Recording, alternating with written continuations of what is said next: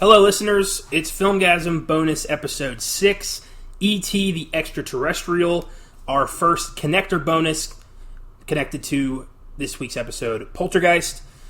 I'm Connor Eyzaguirre. Austin Johnson. And this is Filmgazm.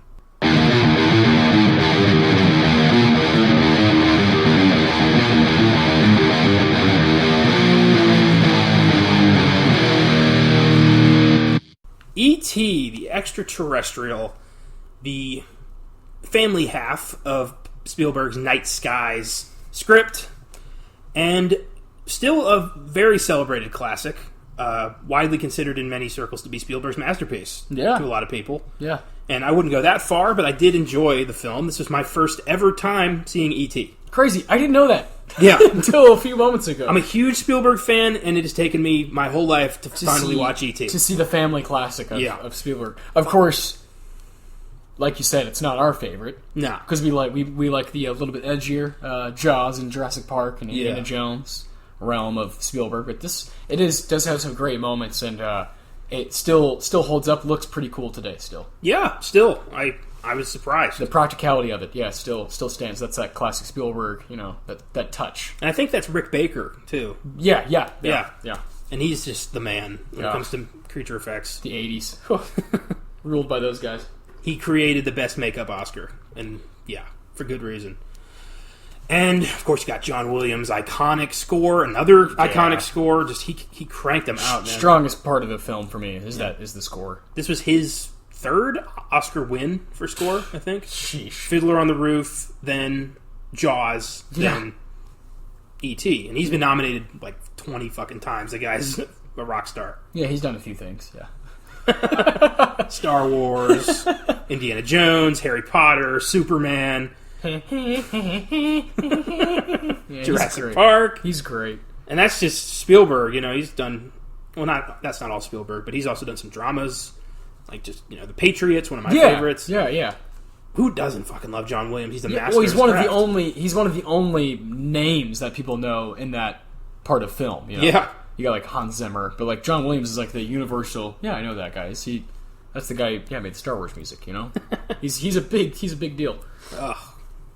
And definitely in his prime during 1982. Oh yeah, during E.T. Spielberg too. This was sandwiched between Raiders and Temple of Doom, and he was fresh off Jaws and Close Encounters. Yeah, like this was his time. That might be the greatest ever directorial stretch, like in the history of film. You know what I mean? Yeah. As far as I don't personally, that's really hard to say, of course, because I'm very young. There's a lot of movies for me to see. But I think as far as he was making a shit ton of money, had everybody's respect, was getting Oscar, nominations. Nobody disliked him. He was the man. Mm-hmm. Everything he did was gold at that time. So, E.T. is kind of at the forefront of that, which is crazy.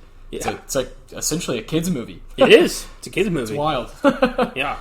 Let's. Who else in this cast? It's a fun cast. The people who you got like Drew Barrymore. You got a very young Drew Barrymore. Yeah. You've got Henry Thomas as Elliot. Yeah. You've got Dee Wallace, classic horror actress, as their mom.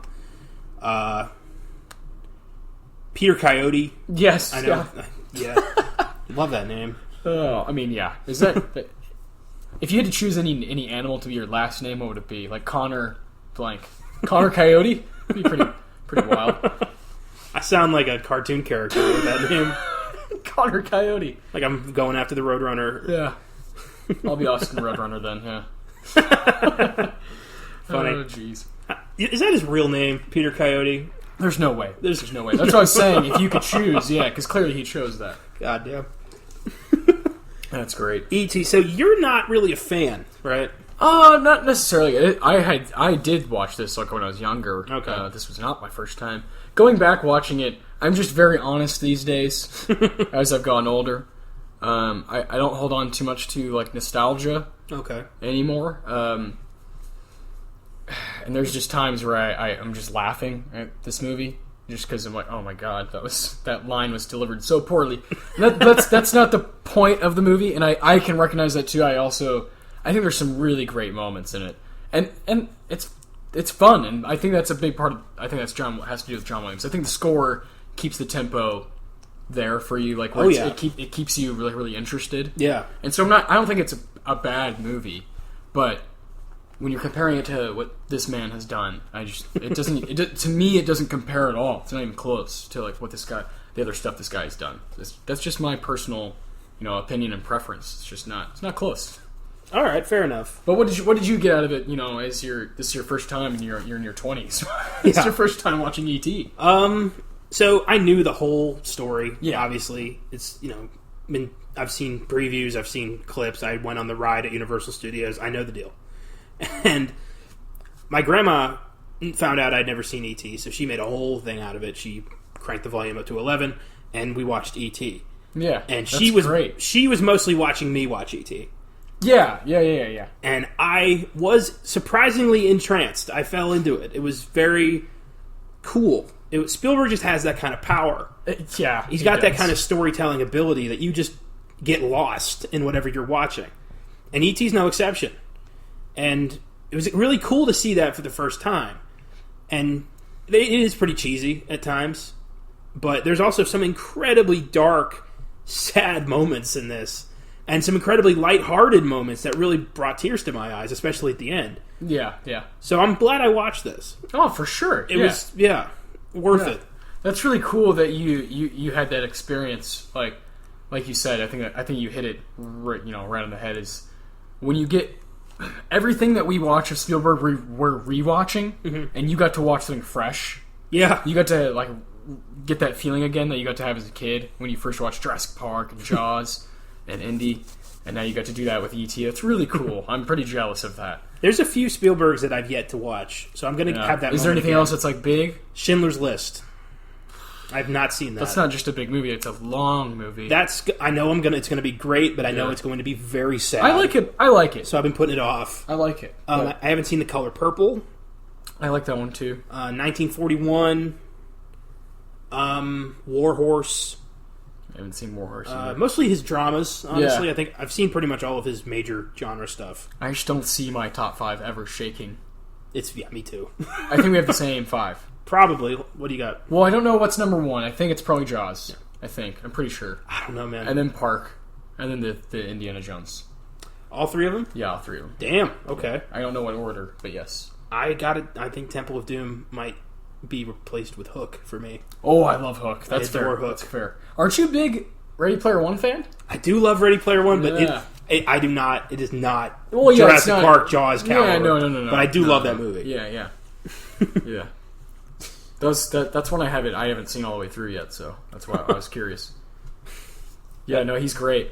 We'll do a big pod on him one day where we have to watch everything. But Spielberg. So E.T. What is something that, do you think this movie is going to keep lasting? Oh, now it's been almost 40 years now since it was made. Do you think it's going to go the distance, keep going? Do you think has those legs? Yes. Yeah. Yes, I do. That's cool. I think it's a timeless generational thing. As I said, my grandma introduced this to me. She wanted to see my reaction to this. Yeah, watching you watch something. Yeah, and I'm going to do the same thing 50 years from now. Yeah, and you don't think you'll be doing it with different movies? I will.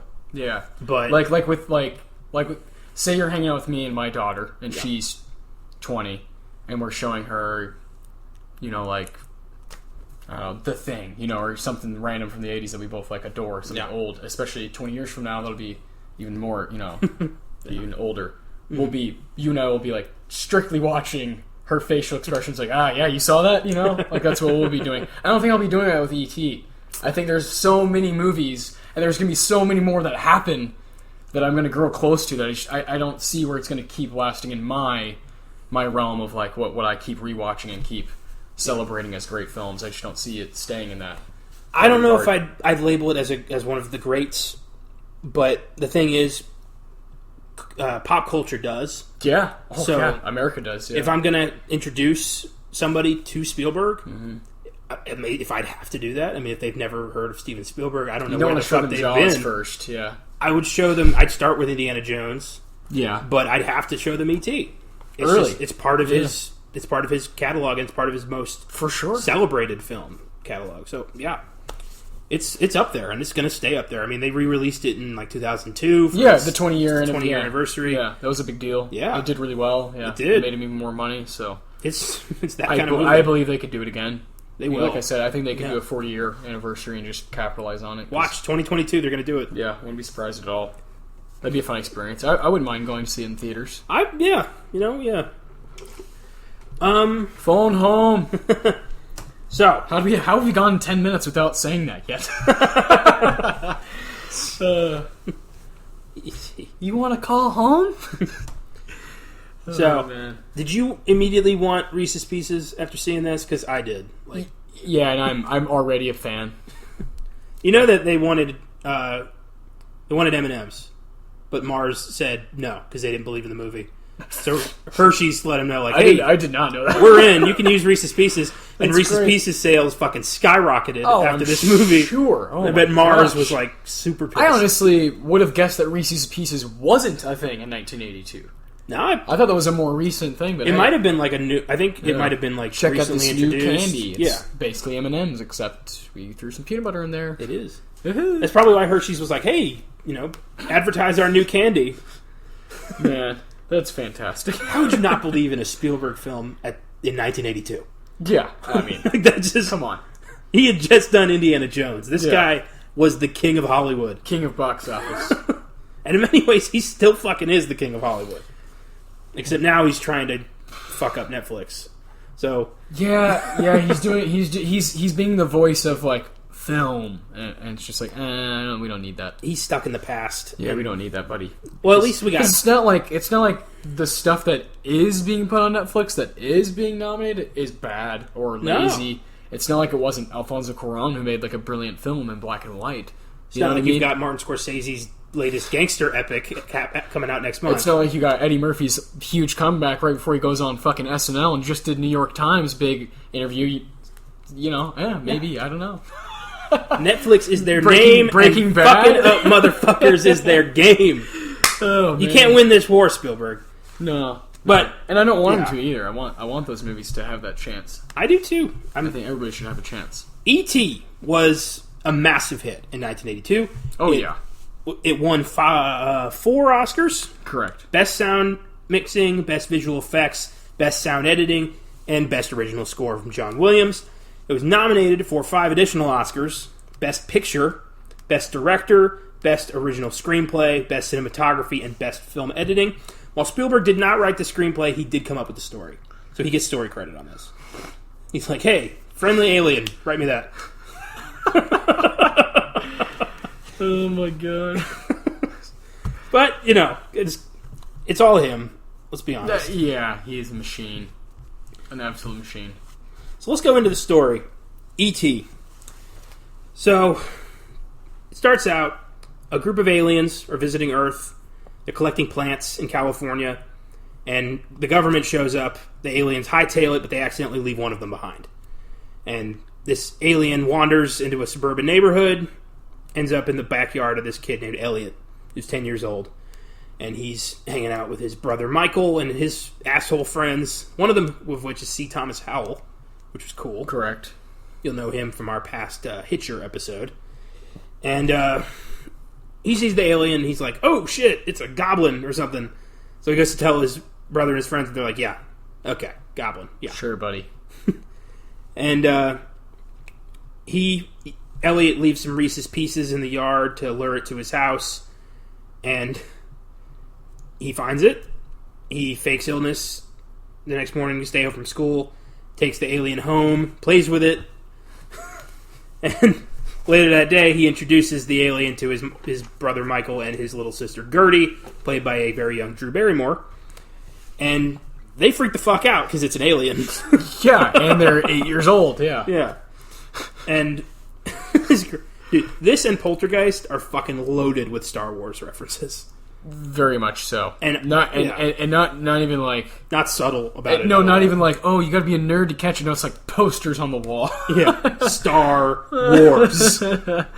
Biggest movie of all time in 1982. Empire had just come out. Jedi was about to come out. Yeah. Spielberg's best friend is George Lucas. So yeah, of course, there's gonna be Star Wars shit all over. Let's help each other out, as if we either of us need it. I read a story that when in 1977, Spielberg and Lucas both had films coming out, so they decided to take a point percentage on each other's films as like a way to like a friendly rivalry kind of thing. A little wager. Close Encounters of the Third Kind was a success. Lucas got some money off that.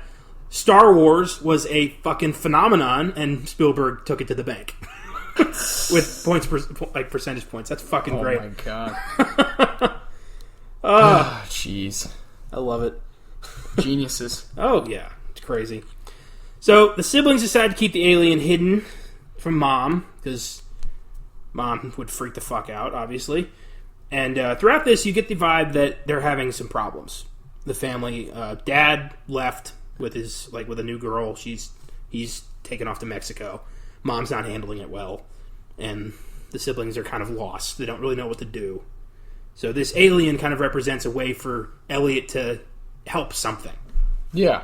I mean, that's got to be the best distraction. Oh, an alien. Yeah. Here's something to take care of. Yeah. Yeah, that'll take my mind off fucking anything if I just run into an alien in my backyard.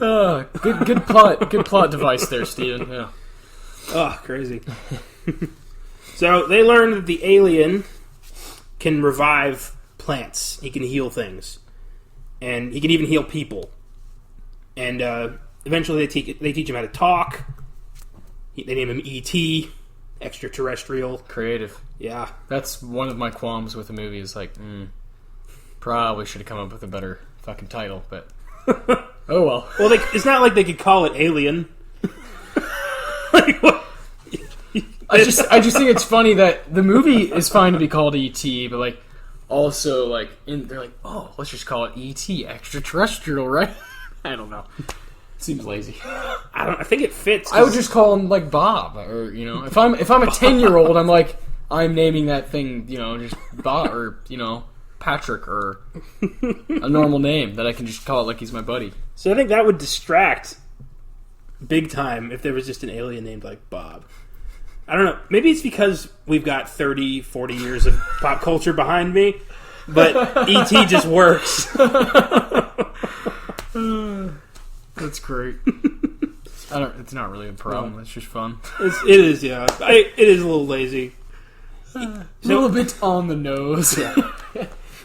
Oh, man. So Elliot begins to have a psychic connection with the alien, with E.T., after he goes to class and he starts letting frogs go free in his biology class.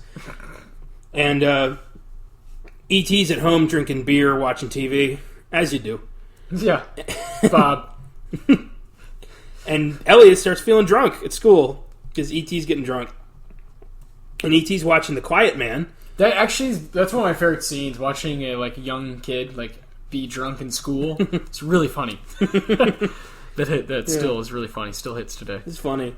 Well, E.T. watches John Wayne kiss Maureen O'Hara in The Quiet Man, and Elliot kisses a girl in class, and he gets sent to the principal's office. Oh, The Quiet Man. Yeah. We knew about that one. Check out episode 10. Was that 10? That was 15. 15. 10 was Polanski. Yeah. Episode 15, John Wayne. Mixing up a couple of shitheads. Yeah. Piece of shit. But Quiet Man's a great movie. Quiet Man's my favorite one. Because it was the only one that wasn't a fucking cowboy movie. Yeah, it had some humor in it, yeah. Still kind of forgettable, though, to be honest. Jeez. So, Elliot goes home, and that's when he names the alien E.T. Gertie's been teaching him English using a speak and spell and Sesame Street. I mean, hey, Drew Barrymore, she became an English teacher in Donnie Darko just 20 years later, so maybe that's what, maybe that's what caused it. I don't know. I thought Drew Barrymore was super hot in Charlie's Angels. Oh, yeah. So she's hot in Donnie Darko. I don't like that I have that image while I'm watching E.T. It's awkward and weird. It's the way it goes, though. But, it's not my fault. No, time happens. What has she been doing lately? I don't know. Did that Santa Clarita Diet show work out? With Josh Duhamel? Yeah, I don't know. Zombie Netflix show. I guess not. I didn't watch it. Yeah. The fact that I have to ask that proves probably not. Did that Santa Clara diet show work out? Probably not. Just look at the title. Yeah. Oh, jeez. Netflix. Swing and a miss. Well, if you're going to greenlight everything... Yeah, you're going to miss You're going to get a lot of shit. You're going to miss, 8 out of 10 times, so... So E.T. Decides to start building a communication device out of just random shit he finds around the house to try to call his people to phone home so he can get the hell out of Earth. Yeah, away from these damn kids. How awesome would it be if he's like a renowned scientist on his planet, and he's just a complete idiot here? Children. Be awesome. E.T. Part 2. He invades Earth because they made him look like an idiot. Yeah. I think that was going to be the sequel. I remember reading they were going to do an E.T. Really? 2 where E.T.'s people came back and they were not friendly. Like they heard about the government trying to kill him, so they're like, "Oh, yeah." that's a declaration of war." I've always thought about like E.T. the character. So is he, he got left behind? Is he? He's a little bit, dumber than the rest. Is he a little like I don't know, like that Robot Chicken sketch? Yeah. Like, is that what's going on? And so, yeah, if, like, his family finds out and they're like, oh, they're fucking with E.T., like, oh, we gotta get back. They're fucking with Bob. What if this... we gotta get back there and, beat the shit out of these humans. What if this was the equivalent of, like, leaving a baby in a dumpster? Yeah, dumpster baby. What if they were just like, we don't want this fucking moron, we're gonna leave him on this planet, he's not gonna find his way back? Oh my god. Just made this movie extra dark. Yeah. Can we get that E.T. 2 yet? Steven? One day they're going to remake this and it's going to look terrible. Yeah, probably. Yep. I mean, think about it. It's, we live in the United States where we rehash everything. Yep. Originality is, rare. Mm-hmm. That's okay, Because usually we do pretty well at... Usually. For the most part. Sometimes. I'd say it's 50-50, but... Anyways... So, Michael the brother notices that E.T. is not looking too hot. Yeah. His health's declining. And Elliot's health is declining too because they're connected. And on Halloween, they dress E.T. up as a ghost so they can sneak him out of the house. And that's funny because E.T. sees a kid dressed as Yoda. And it's like, home. He knows Yoda. And there's a fun connection because in Star Wars Episode 1, The Phantom Menace, one of the races in the Senate is a bunch of E.T. aliens. Yeah. So maybe he's a senator in the Star Wars universe. I was going to say, what if he's high up in their government? What if he's the king of E.T.'s planet or something? That's why they came back for him. Because why would they come back for him? I don't know. Casualties of war. Fell behind. What else? Yeah. Casualties of war. Pirate code. You fell behind. I can see it already. E.T. 2, Casualties of War. Can you imagine, like, the uproar? Dark. Can you imagine how awesome that movie would be? I'll go see it. You just go straight up Mars Attacks on the sequel? Yeah. Oh, that'd be awesome. Yeah, we're in. You might lose, the children, but that's okay. Oh boy. I mean, a lot of Steven's movies, like Jaws, should have been R. So let's make an R movie, Steven. What do you think about that? Because you made ones that were R, they just weren't R because the 70s are weird. But but now if you made Jaws, it would be R. So let's see E.T. 2 R rated, and let's see where Steven can go because that would be fun. Did Steven Spielberg do War of the Worlds? Yeah. There you go. I don't want that, though. That's the closest you're going to get. I was trying to not bring that up, but, there it is. I think that's the only evil alien invasion Tom Cruise just yelling at the sky. Yeah. That is such a wash for him. I think that movie sucks. It's terrible. I think it's horrible. Dakota Fanning, yikes. Just screaming in the back seat of the car. Yeah, I hate that movie. Feels more like a Michael Bay movie than anything else. Yeah. Really sad. It's like my least favorite that I've seen of his, probably. Yeah, because it's like the only one that I know I dislike. You know what I mean? I always go straight to Crystal Skull. For me, that was a sad day at the movies. My mom took off work. I took off school. We were so excited. We went and saw it, and then we left. Disappointing. Oof. Wah. Belated sequels. God. So, Elliot and E.T. head through the forest. They make a call home using this MacGyvered communication device that somehow works. I don't know. I guess he's a genius. Yeah. The next day, Elliot wakes up in a field. E.T.'s gone. Elliot goes home, finds his family is super worried. And this is... Was the cop Harrison Ford? Because his voice sounded like Harrison Ford. I don't know. I'm sure you can look that up. I mean, I did. I can't find anything. You can't find anything about it? Ford was supposed to have a cameo as the teacher. But which would have been great. Yeah. He didn't. He ended up not doing it. But his voice, the cop's voice, sounds like Harrison Ford. Oh, whatever. Mom's pissed, but she sees Elliot's looking really unhealthy. And Michael goes and finds E.T. Near death, lying in a river. And Michael takes E.T. home to Elliot. Elliot's also dying. And that's when she discovers, or they all discover, that the government has found them. Yeah. Government agents are in the house. And the government is just the bad guy. It's just the government. It's faceless. It's nameless. It's just an organization that wants E.T. E-Corp. Have you watched Mr. Robot? No, I've not. That's what they kind of do that. It's just E-Corp. Evil Corp, yeah. It's just like them. Them. Conspiracy. The 1%ers. Yeah. But I think it works in this movie. I think if this movie had a villain, I think it would hurt the movie. Oh, shit. His name is Elliot, Mr. Robot. I wonder if that's why. Maybe. Yeah. Weird connections, you know. You never know. I mean, this movie's been influencing other stuff for years. Yeah, exactly. Just look at Mac and Me, which we are going to bring up later. Yes. I saw that first. Not good. That's amazing. That is amazing. I feel bad about that.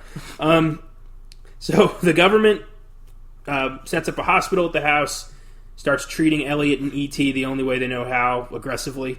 And their mental connection goes away, and E.T. dies. Elliot gets better, and it's sad, because you got Elliot saying, I'll be right here. It's a really emotional moment. And Elliot, mourns E.T., and that's when he notices a plant in the room starts coming back to life. E.T.'s coming back to life. I don't know how, but he comes back to life. He's like Jesus. Yeah, he's clearly a very important person out in the galaxies. It's like Get Him to the Greek. He's an African white Christ from space. Love that movie. Yeah. Love that movie. Fairy walls. That's not for me. That's for other people to say if they think I'm like Jesus. Oh, fantastic. It is kind of weird. E.T.'s kind of a space Christ here. And he reanimates and says, my people are coming back. You got to get me out of here. He doesn't say it like that. He just says, home. But you get it. You get the gist. Yeah. So Elliot and Michael steal a van from the government, which was way easier than it should have been. Yeah. And they fuck off. And E.T. is, he's fine now. And they meet up with Michael's friends, and they evade the cops by bicycle, which E.T. makes fly away, which is awesome. It's a great scene. Indeed. It's cheesy, but it's fucking great. It works. You smile. You just can't help it. Mm-hmm. And sounds like I'm shitting on this movie a lot, but I really did like this. It's just... looking through it, it's got some moments. Yeah. Very heartfelt. And, so... They fly away on the bikes. You get that or not now, but earlier E.T. had done that, and you get the famous image of E.T. and Elliot on the moon, which has become the symbol for Spielberg's production company, Amblin. And E.T.'s heart is glowing as he's about to go home. Mom and Michael and Gertie and this friendly government agent, I think that's Peter Coyote, they show up, and E.T. says goodbye, and he hugs Elliot. It's very sad. I was crying. Oh, man. It was emotional. I was like, oh, this is so sad. I didn't go there. And he tells Elliot, I'll be right here. Don't go. Please. You can save all of us. I'll be right here. So E.T. picks up this flower that they gave him. He gets on the spaceship and he leaves. and there's a rainbow in the sky. All is right with the world. And that's it. That's E.T. Yeah. Simple, sweet. Yeah. Short and sweet. So in the early 90s, I want to say, McDonald's decided to capitalize on the success of E.T. roughly 10 years prior and made Mac and Me, a shameless, an absolute fucking ripoff, one of the worst movies ever made. And it's the same exact story, just a family of aliens this time, and they love McDonald's because this is ridiculous. It's a terrible fucking movie. It's an absolute travesty. Every time Paul Rudd has appeared on Conan's talk show, he has played a clip from this movie instead of the clip that he's supposed to show. For fucking 20 years he's done that. And it's great. It's amazing. It's one of the best things ever that you can possibly do as an actor. He even did it for Ant-Man. Yeah. Like, even Marvel let him do it. It was great. Shit. It's hilarious. But this movie's so bad. I watched Mystery Science Theater 3000 riff it. I did not just watch it on its own, thank God. But it's a funny episode. But the movie's so fucking bad. It ends with them all getting like their immigration papers. Yeah. And then jobs. What the fuck? I don't know. Well, I don't know. Yeah, so that's the legacy of E.T. is Mac and Me and a very shitty 80s video game. Yeah, and just at some point someone's going to do it. And the worst ride at Universal. Which is sad, because it's just a bike. Like, there's no ramp or anything. You just get on the bike and you just go forward into like a fake forest, and then you're done. Yeah. I was really like... That was neat. I was like, oh, okay. I'm going to go back on the Mummy ride. The Mummy ride's the best. Oh, love that. So much fun. That's the coolest theme park. Yeah. I think they took the Terminator thing away. I think that's done. That was cool. Sad days, yeah. It was fantastic. The first time I went, it was like a month after they got rid of the Back to the Future ride. I was so pissed. That's the one ride I wanted. Devastated. I did get to go on the Jaws ride, though. That's great. That was cool. I bet that was a blast. It was neat. Get to see Jaws come out of the ocean. Like, oh, shit. Ah! Please don't eat me. Ah! That would scare me, honestly. It was cool. Sharks, yeah. Oh, Spielberg, you do it. You do it over and over. Yes, you do. You have done it over and over. And E.T., I give it an 8. I like it. Give it I'll give it a 7. All right. Yeah. Yeah, because I don't have like reasons. I just not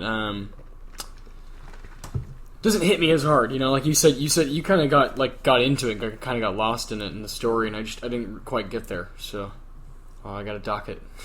Got a docket for that. That is a shame. That's sad. Maybe I will one day. You know, maybe I don't know. This past time. It's just, and again, you know, I'm a big fan of Spielberg, and there's some movies that are my all time, you know, upper echelon. Some of my favorite movies of all time. Mm-hmm. So it's hard when you're watching a guy who did the same things. You know, it's just hard to compare, and it's partly my fault. Gotta expand, and you know. He didn't just have to make, you know, movies about monsters. Well, also, you know, nobody does exceptional nonstop work unless you're Quentin Tarantino. But everybody else, everyone's got, you know, their good stuff and their great stuff. And I would say E.T.'s part of Spielberg's good stuff. Yeah. While his Raiders and Jaws are his great stuff. Agreed. Yeah. Yeah, I like that. He's kind of like, he has tiers. Yeah. Exactly. So many films. Yeah. And they're going to all be... I mean, he also did The Lost World. That's kind of a shit movie. Mm-hmm. So. Yeah. Good point. I forgot about that one. Yeah. But, E.T.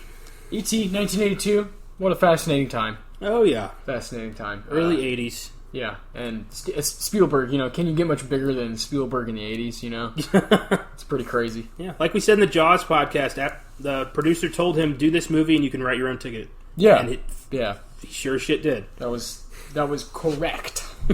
Hasn't stopped. Still going. No. And, yeah, that's our bonus episode number 6 on E.T. the Extra-Terrestrial. Phone home. Oh, yeah. See you next week. Stay classy.